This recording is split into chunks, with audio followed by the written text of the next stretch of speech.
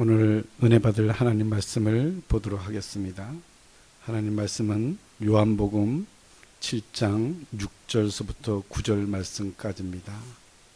요한복음 7장 6절서부터 9절 말씀까지 우리 한 목소리로 받들어 봉독하도록 하겠습니다.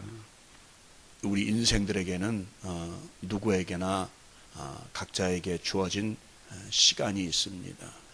그 시간이 짧든지 길든지 혹은 좋든지 나쁘든지 간에 각자에게는 창조주이신 하나님으로부터 받은 정해진 인생의 때, 시간이 있습니다.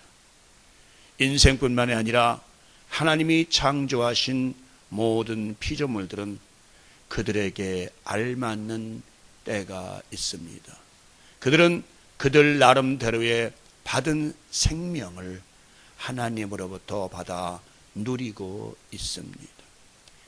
때가 있다는 것은 정해진 운명의 시간이 있다는 것입니다. 하루만 살고 죽는 하루살이로부터 천년을 산다는 학까지 모든 피조물들은 자기에게 주어진 운명의 시간이 있다는 것입니다. 다시 말하면 눈에 보이는 것들은 그 생명의 시간이 영원이라는 시간에 비하면 아주 짧다는 것입니다. 밤의 한 경점 같다고 모세는 시편 90편에 기록하고 있습니다. 또한 사도 바울은 고린도후서에서 보이는 것은 잠깐이요 보이지 않는 것이 영원하다고 기록하고 있습니다. 그러므로 우리가 바라보며 믿음 가운데서 나아가는 것은 보이는 것을 바라고 나아가는 것이 아니라 보이지 않는 영원한 나라를 바라보며 나가는 것입니다. 야고보는 우리 인생의 삶을 새벽에 잠깐 보이다가 없어지는 새벽 안개에 비교하였습니다. 그렇습니다. 때가 있다는 것은 바로 잠깐 왔다가 돌아가야 하는 짧은 순간을 의미하는 것입니다. 우리 많은 사람들은 제가 운명의 시간 하니까 기독교인들은 운명은 어디 있어? 운명이란 말 하지 마라 하고 말을 합니다.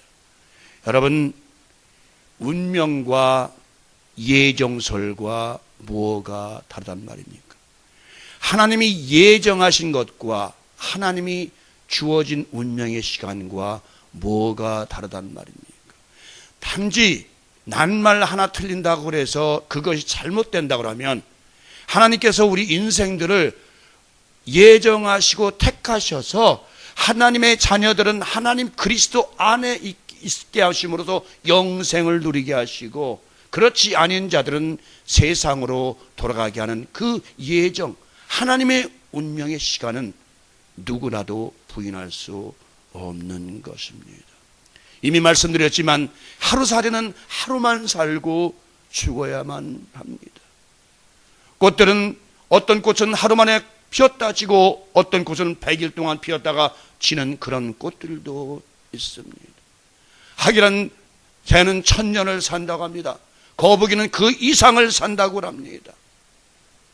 이와 같이 모든 피조물들은 하나님이 주신 운명의 시간 속에서, 예정 시간 속에서 살다가 돌아가야 되는 것이 인생의 또 피조물들의 삶인 것입니다. 누가 그것을 막을 수 있습니까? 여러분이 아무리 과학이 발달하고 아무리 의술이 발달해도 여러분의 생명을 1000년 만년 만들 수 있습니까? 만약에 하나님께서 운명지지 않고 하나님께 예정하지 않으셨다면 여러분의 생명도 여러분의 마음대로 할 수 있을 것입니다. 그러나 하나님은 모든 피조물들에게 이 세상에 잠깐 보였다가 없어지게 돌아오게 만드셨던 것입니다.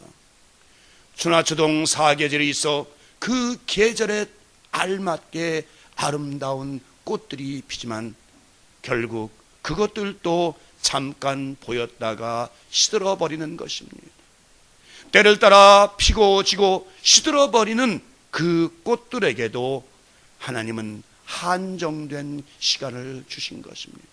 또한 봄에 꽃이 피어 열매를 맺고 가을이 되어 거두어들이는 풍성한 열매들도 그 정해진 때에 익어서 사람들에게 먹도록 해야 하는 것입니다.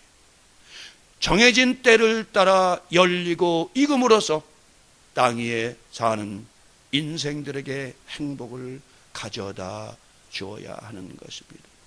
하나님은 인간을 창조하시기 전에 이미 이 땅에 징조와 사시와 일자와 연한을 정하셔서 모든 피조물들이 때를 따라 누리며 살 수 있도록 만들어 주셨습니다. 창세기 1장 14절입니다. 하나님이 가라사대 하늘에 궁창에 광명이 있어 주야를 나누게 하라. 또 그 광명으로 하여 징조와 사시와 일자와 연한을 이루라. 이와 같이 하나님은 인생들이 이 땅에 창조되기 전에 이미 하늘의 빛들로 인해서 무수한 변화가 있게 하여 사계절이 있게 하셨고, 사계절 안에 365일이라는 날들이 모여 1년을 이루라고 말씀하셨던 것입니다. 이는 바로 모든 피조물들은 영원한 존재가 아니라 그 피조물에 따라 정한 기한이 있어 낳고 죽고 피고 지고 맺고 떨어지고 하는 정해진 때를 주셨다는 것입니다. 또한 그 사계절에 따라 춥고 덥고 비가 오고 눈이 오고 하는 무수한 변화가 있게 하심으로써 하나님의 섭리를 인생들에게 알려주셨던 것입니다. 이 모든 징조들은 바로 하나님이 맨 처음에 창조하신 빛에 의하여 이루어지게 하셨던 것입니다. 세상은 계속하여 변하고 있습니다. 따라서 사람의 생활도 계속하여 달라지고 있습니다. 그러나 아무리 과학이 발달하여 인생의 삶이 달라진다 하더라도 인생이 유한한 존재인 것만은 틀림이 없습니다. 존귀한 자나 천한 자나 부자나 가난한 자나 지혜자나 미련한 자나 연약한 자나 건강한 자 모두가 그 정해진 기한이 있기에 그 정해진 때에 각각 자기의 처소로 돌아가는 것입니다. 모든 인생의 삶에는 그 정해진 때가 있다고 솔로몬은 전도서에서 말하고 있습니다. 하늘 아래서 벌어지는 모든 일에는 그 정해진 기한이 있다고 기록하고 있습니다. 그렇습니다. 우리의 삶을 인생을 돌아다보면 모든 것은 정해진 시간과 때가 있습니다. 그렇죠. 그것을 아무리 부인한다고 부정한다고 해봐도 그것은 어쩔 수가 없습니다. 맨 처음에 저는 이 세상에 이제 철이 들면서 깨달은 게 무엇이냐면, 아니 하나님께 반항한 것이 무엇이냐면, 왜 나는 이렇게 태어나고 이렇게 만드셨고 이런 환경으로 이렇게 인도하셨습니까 하고 반항해 본 적이 있습니다. 아마 여러분도 있으실 것입니다. 왜 어떤 사람은 좋은 부모 밑에서 잘 먹고 잘 사는데 어떤 사람은 그렇게 힘들고 어렵게 살아야 되는 그런 시간과 환경과 때를 주셨습니까? 왜 어떤 사람은 평생 동안 어둠에 잠겨 살고 어떤 사람은 평생 동안 밝은 천지에서 살게 만드셨습니까? 왜 어떤 사람은 평생 동안 앉아서 휠체어를 타고 살며 왜 어떤 사람은 건강한 대로 걸어다니게 하셨습니까? 왜 어떤 사람은 평생 동안 부자로 살게 하시며 어떤 사람은 평생 동안 가난하게 살게 하셨습니까? 라고 하나님께 반응해 본 적이 있습니다. 여러분도 있으실 것입니다. 힘들고 어려울 때면 왜 하나님은 나를 이렇게 이런 환경 가운데 던져 놓으셨습니까? 라고 할 때 하나님은 말씀하십니다. 모세에게, 모세가 안 가려고 할 때, 애굽에 안 가려고 할 때 누가 입을 지었느냐? 벙어리도, 향림도, 귀머거리도 다 내가 만들었다. 그리고 환난도 핍박도 어둠도 빛도 내가 지었다. 이 세상의 모든 삶을, 모든 시간과 모든 환경과 모든 것들은 하나님이 창조하셔서 하나님이 이 땅에 하나님의 섭리를 나타내셨습니다. 그래서 시간의 우두머리는, 시간의 머리는 예수 그리스도 바로 하나님이라고 말씀하고 있습니다. 그 시간 안에, 그 정해진 시간 안 속에서 우리는 살고 있는 것입니다.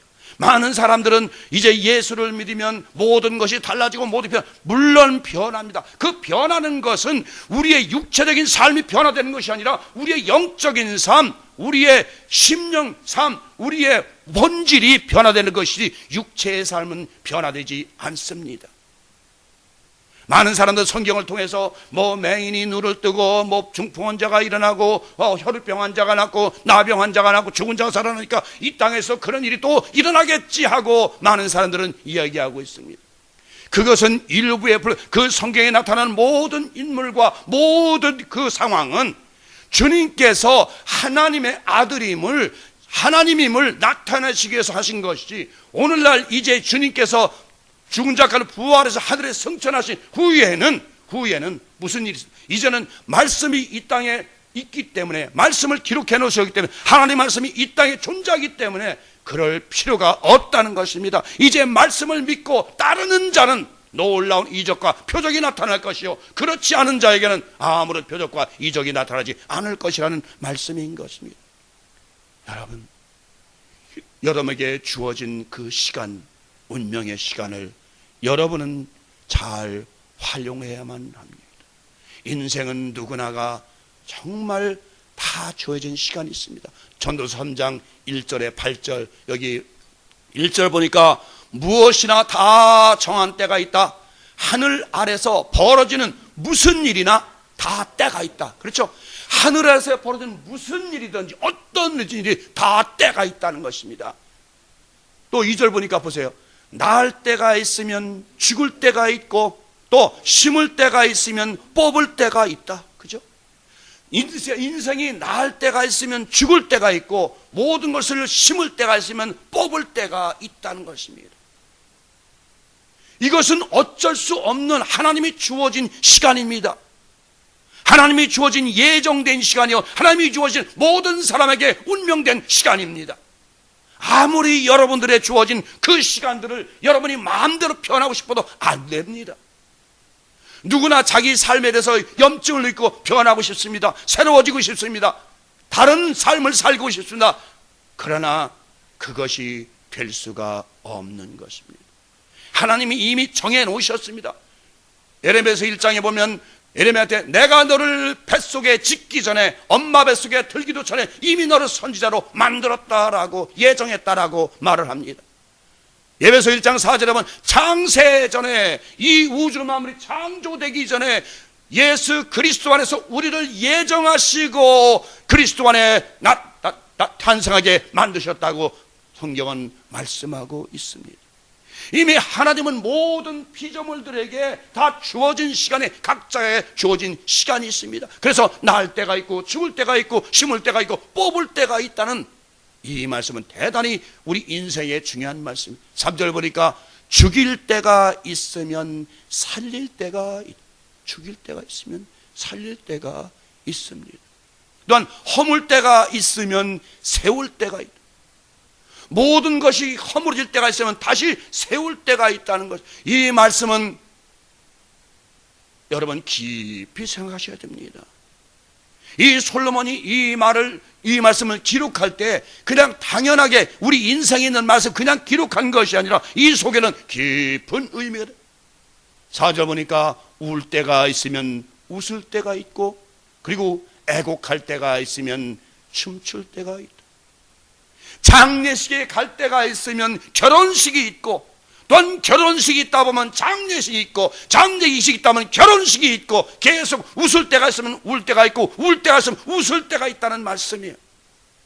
항상 울 수만도 없는 것이고 항상 웃을 수만도 없는 것이고, 인생은 변화무쌍하게 계속해서 돌고 돌아서 울 때 웃을 때 울 때 계속 있다는 것입니다. 이것은 하나님이 주어진 인생들에게 주어진 피조물들에게 주어진 바로 시간인들인 것입니다.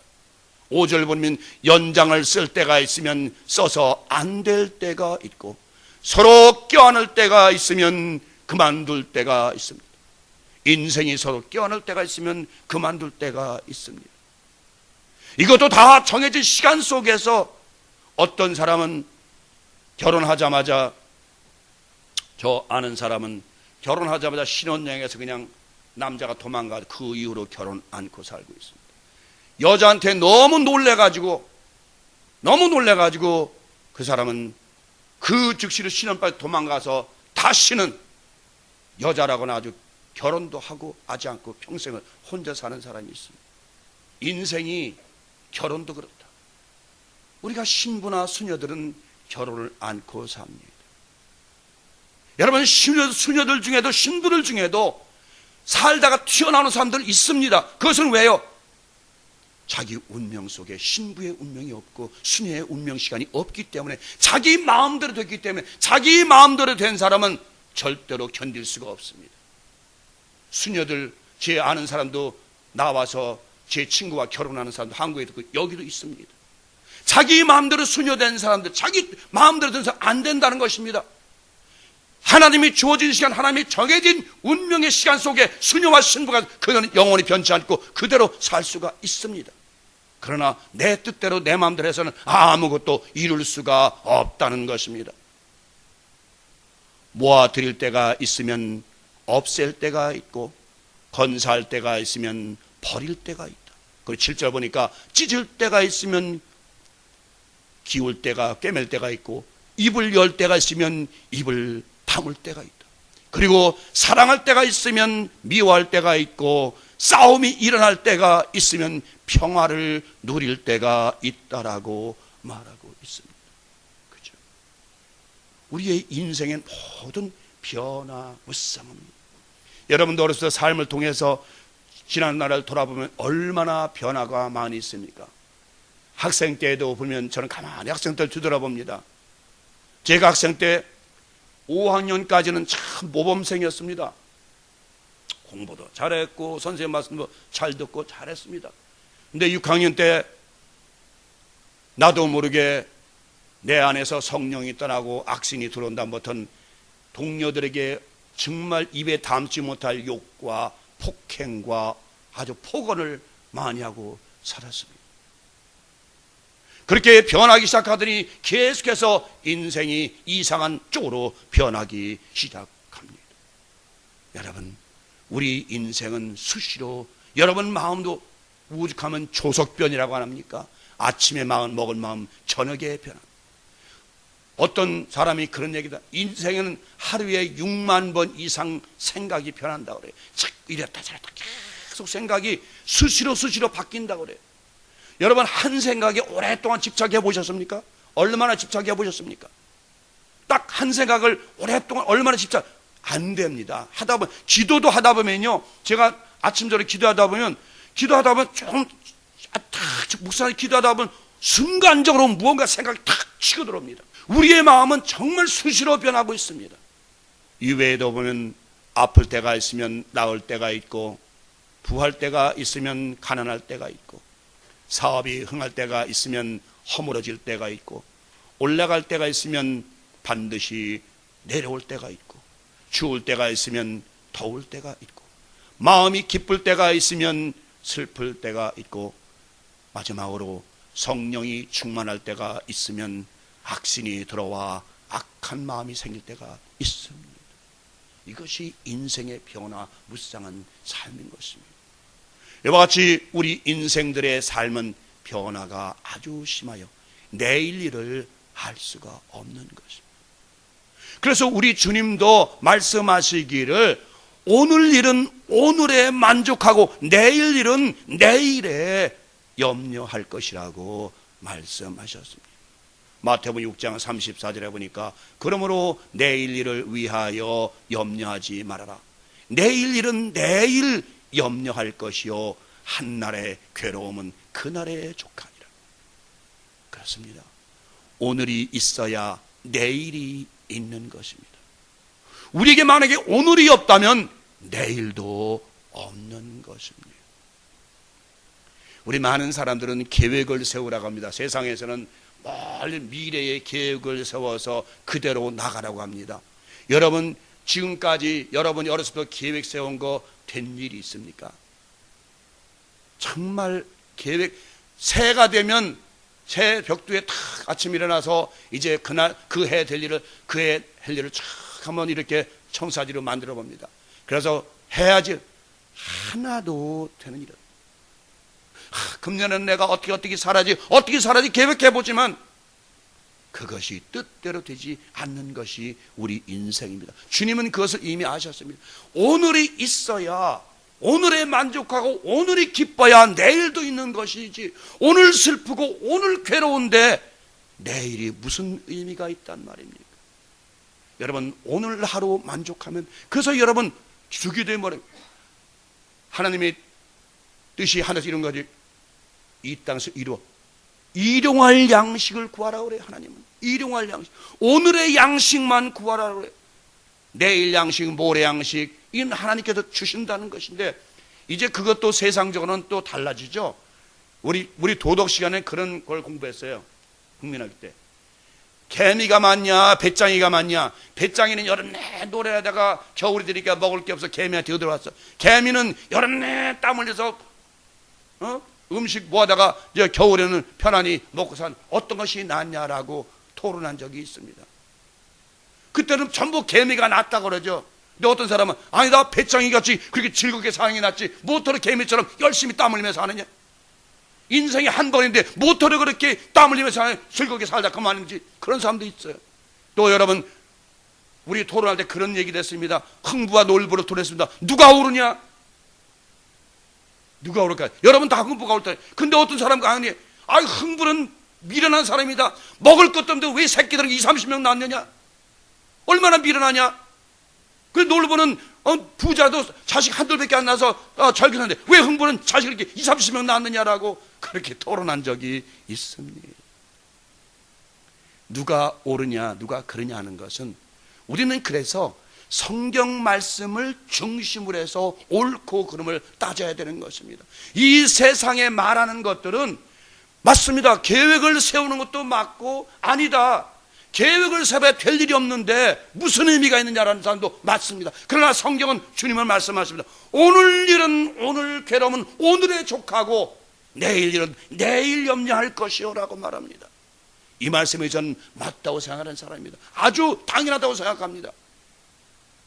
오늘이 지나야 내일 있죠. 오늘 우리가 죽어버리면 내일이 있습니까? 오늘 가난한데 내일 갑자기 부자가 됩니까? 아니죠. 오늘 우리가 만족하고 오늘 행복해야 내일이 또 연장되는 것입니다. 오늘 건강해야 내일이 연장되는 것입니다. 오늘이 없는 내일은 있을 수가 없는 것입니다. 우리 기독교인들에게는 때가 대단히 중요합니다.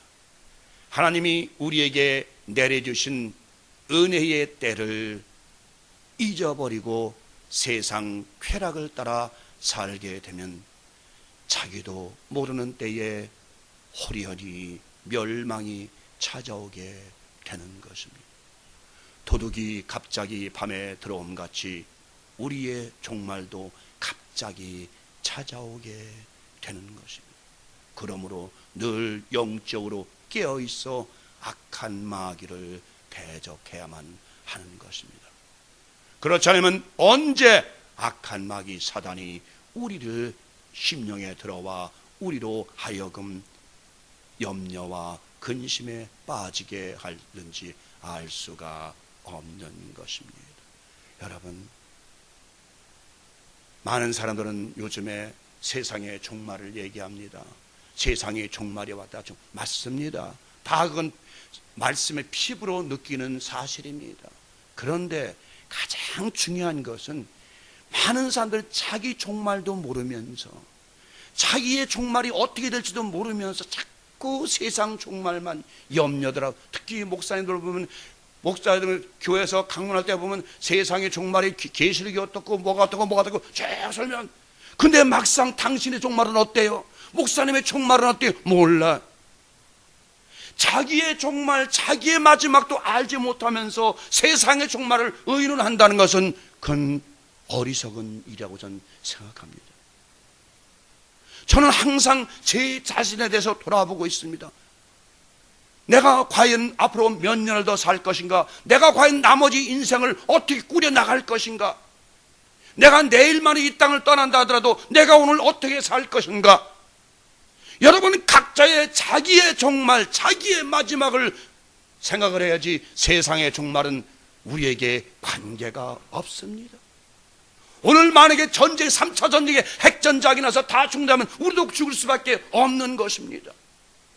오늘 우리가 비행기 타고 가다 사고나 죽을 수도 있고 교통사고로 죽을 수도 있고 어떤 사고로 죽을 수도 있어요. 그런데 세상의 종말을 의논해서 무엇을 한단 말입니까? 그래서 우리는 우리의 종말을 책임질 수 있는, 우리의 종말에 담당하게 맞아갈 수 있는, 우리의 종말을 기쁘게 맞이할 수 있는 그런 삶을 살아야 된다는 것입니다. 이해가 안 되십니까? 내가 내일 이 지구가 망한다 하더라도 뭐라 했어요? 사과나무를 심겠다고. 우리는 내일 내가 망한다 하더라도 끝까지 나는 누구 안에? 그리스도 안에 있다면, 그리스도와 함께 있다면 어떤 일이 벌어지더라도 세상의 종말이라고 무너지고 깨어지고 부서지더라도 나는, 여러분은 염려 없다는 것입니다. 왜요? 그리스도께서 우리를 당신의 나라로 인도하실 것을 확실히 믿기 때문인 것입니다.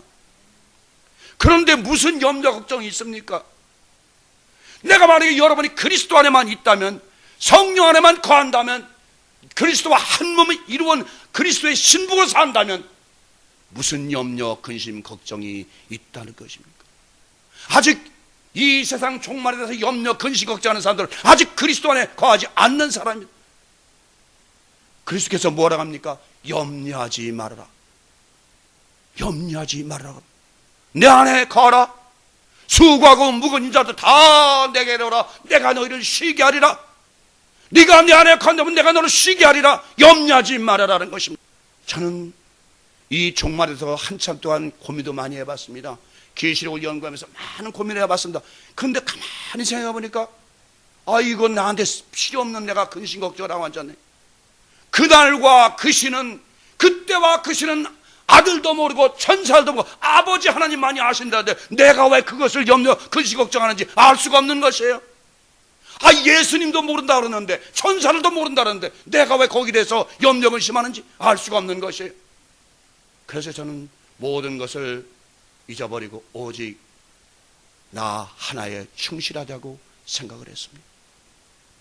나의 종말, 나의 마지막을 과연 내가 기쁘게 감사하게 맞이할 수 있는 그런 믿음이 나에겐 필요하다는 것입니다. 여러분도 마찬가지입니다. 그런 신앙과 그런 믿음이 필요한 것입니다. 끝까지 여러분이 이 땅을 떠날 때 감사함으로 기쁨으로 떠날 수 있는 그런 믿음, 그런 신앙이 필요한 것입니다. 3차 전쟁이 일어나고 핵무기가 떨어지고 뭐가 떨어지고 어떤 것이 온다 하더라도 여러분들은 하나님이 지키실 것입니다. 여러분, 성령의 인을 맞은 자들은, 그래서 요한계시록 14장에 보면 시온산의 어린 양과 함께 선 모든 하나님의 백성들의 이마에 어린 양의 이름이 기록되었다고 말씀하고 있습니다. 우리에게는 어린 양의 예수 그리스도의 이름이 새겨져 있기 때문에 어떤 종말이고 어떤 멸망이 오더라도 여러분 그리스도와 함께 시온산에 설 것입니다. 시온산에 그리스도와 함께 서 있을 것입니다. 그런데 왜 염려 근심합니까? 오늘날 각 교회마다 이제 여러 가지 그 666 때문에 이제 여러분들의 받을 그 배려칩 때문에, 그 칩 때문에 많은 사람들이 근심 걱정하고 있습니다. 아직 1년 후에 될지 2년 후에 될지 알지 못하는 일 가지고 왜 근심 걱정합니까?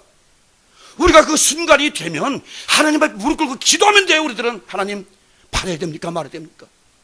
성령께서 분명히 우리가 성령 안에 거한다면, 우리가 그리스도의 성령으로 인치인자 되면 성령께서 받지만 안 된다, 죽음으로 맞이하라, 순교하는 거죠. 그것이 그리스도의 갈 길이 아니겠습니까? 어디로 도망갑니까? 중국으로? 한국으로? 저 아프리카로? 어디 도망갈 거예요? 도망간다고 죽지 않습니까? 결국은 병으로 죽을 텐데. 그리스도인은 도망가는 게 아니에요. 당당히 맞이하는 거예요, 여러분. 옛날 12사도들도 도망간 것이 아니고 당당히 맞이해서 순교까지 이룬 것 아닙니까? 우리 그리스도인은 당당히 그들 맞이해서 오케이, 목뱀을 당하게 하면 당하는 것이에요. 피하고 도망갈 것이 아니라고요. 우리는 끝까지 우리의 때, 우리에게 주어진 시간을 그리스도 안에서, 하나님 안에서 끝까지 믿고 달려가는 것이, 사도 바울이 말한 것처럼 내가 이제 달려갈 걸 다 달려갔으니 이제 나에게 남은 것은 의의 멸관, 생명의 멸관이 내게 남아있다. 나에게 뿐 아니라 너희들 그때를, 그것을 기다리는 너에게도 주실 것이니 그때까지 참고 기다리라고 말씀하십니다. 인내와 절제가 그래서 필요한 것입니다. 여러분, 사도 요한을 잘 아시지 않습니까? 전승에 의하면 사도 요한은 죽이려고 기름감에 튀기지 않았습니까? 기름에다가 솥에다, 가마솥에 기름을 붓고 거기다 사람을 튀겼습니다. 빨개 붓고 튀겼습니다. 얼마나 뜨겁겠습니까, 여러분? 기름에 튀기면 상상만 해보십시오. 얼마나 뜨거울까요? 그러나 그는 참았습니다. 그러자 죽지 않자 그를 발모섬에 던져버렸습니다. 그래도 그는 거기서 끝까지 참았습니다. 그가 이제 마지막 주님께 기도합니다. 하나님, 우리 형제자매들은 다 죽었습니다. 하나님, 나와 함께하던 12사도들, 11사도는 다 죽고 이제 나만 남았습니다. 100살이 넘은 이 늙은이 남았습니다. 근데 왜 우리 예수 그리스도 믿는 자들은 이렇게 다 순교당하고 죽어야만 되고 고생하고 멸망받아야 됩니까? 하고 하나님께 기도할 때에, 그때 하나님께서 하늘 계시문을 열어주신 것입니다. 요한아, 요한아, 그것이 마지막이 아니다. 이제 나팔 소리를 들어 하늘의 나팔을 듣고 이제 이리로 올라오라. 내가 너에게 앞으로 될 일을 너에게 보여주겠다고 그가 요한에게, 사도 요한에게 반모섬에서 하늘의 천국의 모습을, 낙원의 모습을 보여줬던 것입니다. 그것이 바로 계시록에 쓴 동기가 되는 것입니다. 아시겠습니까? 그가 실망하고 좌절할 때에, 반모섬에서 죽을 각오로 하고 있을 때에, 100세 된 노인이 일어날 때도 겨우 돌을 붙잡고 일어나는 그런 신자가 되었을 때에 드디어 하나님께서 하늘문을 열어주시고 천국문을 열어주셔서 그로 하여금 희망과 산소망 가운데 살게 만들어 주셨던 것입니다. 사랑하는 여러분, 우리는 우리에게 주어진 시간들을 헛되이 보내서는 안 됩니다. 우리에게 주어진 시간을 망령되이 보내서는 안 됩니다. 언제 도둑같이 멸망이 호련히 우리에게 임할지 모릅니다. 언제 우리에게 마지막 시간을 알리는 농구 경기의 마지막 4쿼터의 마지막 부자가 알람이 울릴지 알 수가 없습니다. 이제 마지막 부자에 꽝 하고 마지막 알람이 울리면 그때는 끝입니다. 마지막 4쿼터에 알람이 울리기 전에 여러분 삶이 변화되고 여러분 생활이 변화될 수 있습니다. 여러분, 우리에겐 마지막 알람이 아직 남아있습니다. 마지막 나팔이 남아있습니다. 이 마지막 나팔이 울리기 전에, 이 마지막 알람이 울리기 전에 여러분 정말 제가 부탁드립니다. 이제 변화하십시오. 지난번에 말씀드렸지만 이제 물과 성령을 변화되지 못하면, 새로운 피조물로 살지 못하면 여러분 다음 세상에 어떤 세상이 올지, 심판의 부활이 온다고 분명히 말씀하시고 계십니다. 여러분, 제가 얼마나 여러분과 더 설교를 할지 알 수 없습니다만 정말 여러분 간절히 부탁합니다. 그래도 아직 내 안에 있는 죄의 존재들이, 아직 쓴 뿌리들이 다 빠지지 않기 때문에 눈물을 흘리며 기도하고 있습니다. 여러분들도 마찬가지입니다. 이제 마지막 4쿼터의 부자가 울리기 전에, 타임아웃 부자가 울리기 전에, 인생의 마지막 알람이 울리기 전에 여러분들은 변화되어야 됩니다. 어떻게 변화되어야 되냐? 그리스도의 신부로 말입니다. 그리스도와 연합한 자로 말입니다. 그리스도와 한 몸을 이룬 자로 말입니다. 여러분, 여러분의 처소는 이곳이 아닙니다. 이곳은 영원한 도성이 아닙니다. 이곳은 불붙는 도성입니다. 이곳은 멸망의 도성입니다. 이곳은 잠깐 쉬었다 가는 순례의 도성입니다. 우리의 처소는 이미 주님이 예배해 가신 영원한 처소가 준비되어 있습니다. 오늘도 하나님은 우리를 부르십니다. 우리에게 말씀하십니다. 사랑하는 내 백성들아, 이제 거기서 나와라. 그 불붙는 도성 바벨론에서 나와라. 이제 그 부정한 것을 만지지 말고 나와 따로 있으라고 말씀하십니다. 분리되어 있으라고 말씀하십니다. 그래서 하나님은 창세기 1장 첫째 날에 어둠으로부터 빛을 분리하셨습니다. 왜? 그것은 바로 하나님의 자녀들을 어둠으로부터, 사단으로부터 분리하시는 것과 똑같은 말씀이, 영적인 말씀인 것입니다. 바로 빛을 어둠으로부터 분리했다는 것은 바로 세상으로부터 하나님의 자녀들을 분리해 놓으셨다는 말씀을 전제하신 것입니다. 여러분, 이제 여러분 어둠으로부터 분리하십시오. 세상으로부터 분리되십시오. 세상으로부터 떨어져 나오십시오. 바벨론으로부터 나오십시오. 이스라엘 백성들이 바벨론 70년 동안 있다가 나온 것처럼 여러분들 더 이상 이제 바벨론에 머물지 말고, 어둠에 머무르지 말고, 세상에 머무르지 말고, 죄악 가운데 머무르지 말고, 이제는 빛 가운데, 그리고 하나님 나라에 동참하는 자들이 되십시오. 이제 여러분이 과거에 입었던 모든 죄악의 옷, 더러운 옷을 다 벗어버리고, 다 던져버리고, 이제는 의의 옷으로 갈아입고, 이제 주님의 신부로서, 아름다운 신부로 주님과 연합이 된 자로서 늘 주님과 함께 동거하는 여러분 되시기를 주의 이름으로 축원합니다. 축원합니다. 축원합니다. 하나님 아버지 감사합니다. 우리 인생들은 자기에게 주어진 때를 알지 못하고 있습니다. 자기에게 주어진 때가 영원하다고 생각할 때가 너무도 많이 있습니다. 내일 우리에게 종말이 올지, 오늘 이 시간에 우리가 종말이 올지 알지 못하는 인생들이, 아직도 하나님을 알지 못하고 주님을 알지 못하고 주님과 연합이 되지 못한 채 살아가는 자들이 너무도 많이 있습니다. 하나님, 우리 사랑하는 신루한 백성들 모두가 주님과 연합이 되도록 하여 주옵소서. 주님과 한 몸이 되게 하여 주옵소서. 이제 주님의 포도나무 가지가 되게 하소서. 열매 맺는 가지가 되게 하옵소서. 나는 포도나무에 너희는 가지니 너희가 나를 뜻을 아무것도 할 수 없다고 말씀하신 주님, 우리가 이제 주님으로부터 떨어지는 가지가 되면 말라 비틀어질 수밖에 없습니다.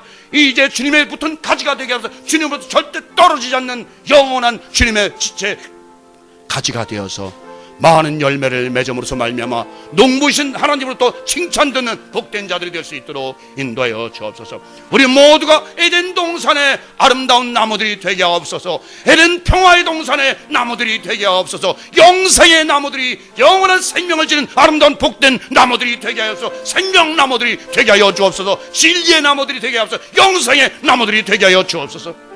그래서 우리 모두가 에덴 동산에서 즐거워하며 기뻐하며 하나님을 기쁘시게 하는, 하나님을 영화롭게 하는 복된 자들이 될 수 있도록 인도하여 주옵소서. 감사드리옵고 예수님의 이름 받들어 기도드리옵나이다. 아멘. 아멘.